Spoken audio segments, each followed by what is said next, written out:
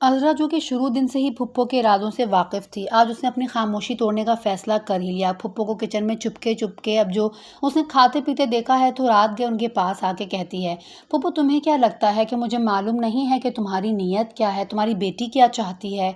तुम्हें इस बात का एहसास होना चाहिए कि मेरा मुकाबला करना इतना आसान नहीं है, क्योंकि जिस दिन तुम इस घर में दाखिल हुई थी ना, तभी मुझे मालूम हो गया था कि तुम्हारा इरादा इस घर पे कब्ज़े का है। तुम अपनी बेटी के ज़रिए से ना सिर्फ अस्मा की बुटीक बर्बाद कर रही हो, वहीं जमाल को भी काबू करना चाहती हो।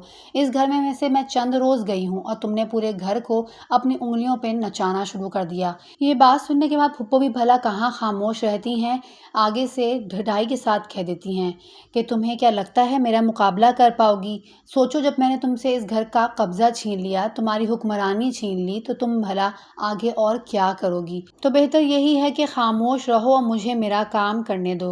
मगर अज़रा भी आराम से बैठने वालों में से तो है नहीं। वहीं दूसरी तरफ छत पर अस्मा और फरहत के साथ गुस्से में खूब चीख पुकार मचा रही है। मेरी गैर मौजूदगी में तुम लोगों ने पूरे घर का कंट्रोल उस बुढ़िया को क्यों दे दिया? तुम्हें अंदाज़ा होना चाहिए ना कि उसकी नीयत क्या है। जिस पे अस्मा भी परेशान होकर कह देती है, तो भाभी हम आखिर क्या करें?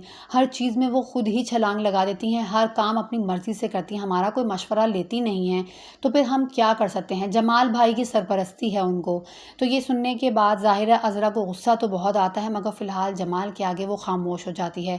तो वहीं दूसरी जानिब आप देखने जा रहे हैं कि यहाँ आप सारे घर के लोग सोचते हैं कि जमाल शायद अज़रा के साथ कुछ ज़्यादा ही गलत कर रहा है, लिहाजा वासिफ़ ने हिम्मत करके भाई को समझाने का फ़ैसला किया, जिसके बदले में जमाल ने आगे से रूड होते हुए कह दिया, अब घर का कंट्रोल सिर्फ़ और सिर्फ़ फुप्पो के ही हाथ में रहेगा। अज़रा क्या सोचती है, क्या करती है, मुझे फ़र्क नहीं पड़ता। जिसके जवाब में वासिफ़ खामोश न रह सका और भाई से छोटा होने के बावजूद बहुत बड़ी बात कह गया, चाहे इसके बदले आपकी इज़्दिवाजी ज़िंदगी मुतासिर हो जाए। फ़िलहाल यहाँ जमाल खामोश तो हो गया है, मगर उसे अंदाज़ा है कि वासिफ़ की बात कितनी गहरी है।